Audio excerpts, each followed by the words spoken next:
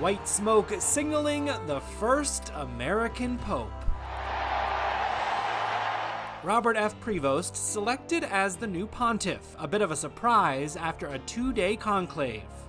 So one of the things that's super interesting is people say, why not an American Pope? And the wisdom that you hear is you can't have an American Pope because America is still a superpower.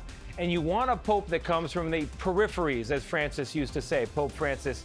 So that's parts of Asia, parts of Africa, places where there are a lot of Catholics and also tremendous need for growth, for opportunity, for spiritual sustenance. And so if you had a pope from those parts of the world, you'd have what Francis thought was a great thing about the church, a reaching out to the peripheries and a bringing to the center.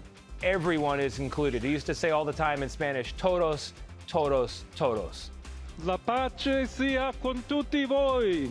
He'll be known as Pope Leo XIV and lead the Catholic Church after the death of Pope Francis last month.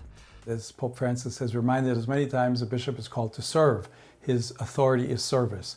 And so to look for different ways in which a bishop can serve in any given society, in any given church, I think is very important. The bishop is not supposed to be a little prince sitting in his kingdom, but rather called authentically to be humble, to be close to the people he serves, to walk with them, to suffer with them, and to look for ways that he can better live the gospel message in the midst of his people.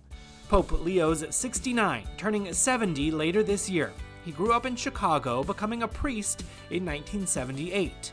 He moved to Argentina in 1985, then to Peru in 1988, before returning to Illinois in 1999. Then, in 2015, he went back to Peru, becoming a naturalized citizen, working his way up to Cardinal in 2023. We make a special promise, or vow, if you will, of a promise to live and work in communion with the Holy Father, including obedience,